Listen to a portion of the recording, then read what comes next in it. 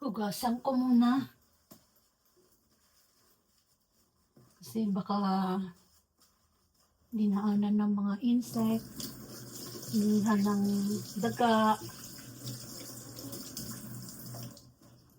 Kaya inuhugasan ko muna. Sinasabon bago ko buksan.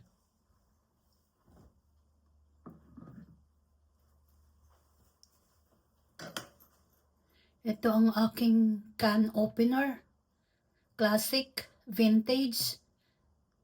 Binili ko to sa Pilipinas, doon sa SM, yung Korean shop. Kasi sawa na ako doon sa mga bagong can opener. Iba-ibang klase. Hindi naman maganda.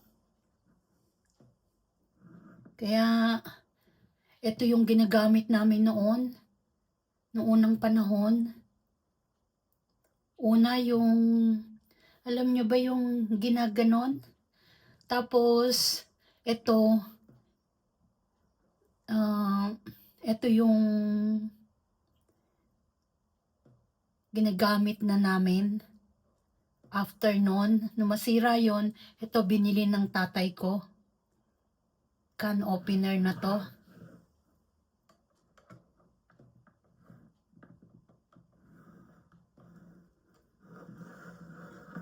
Dito ko lagay.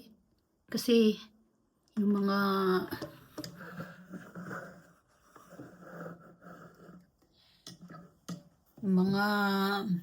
bata ngayon, hindi nila alam gamitin ito.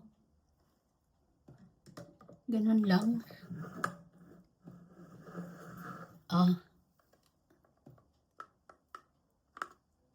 Ayun, meron siyang sabitan doon. Sasabit mo lang doon.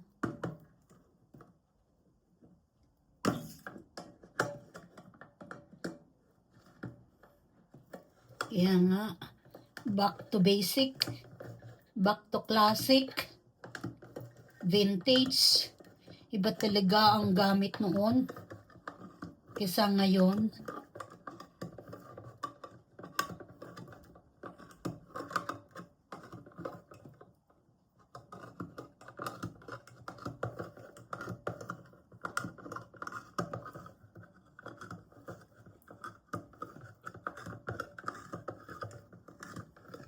Siguro dahil vintage na rin ako, kaya mas gusto ko yung ganitong ginagamit kaysa yung mga high-tech, electric, hindi maganda.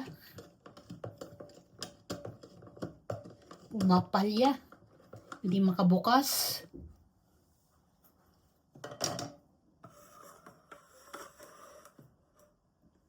Tapon ko yung sabaw.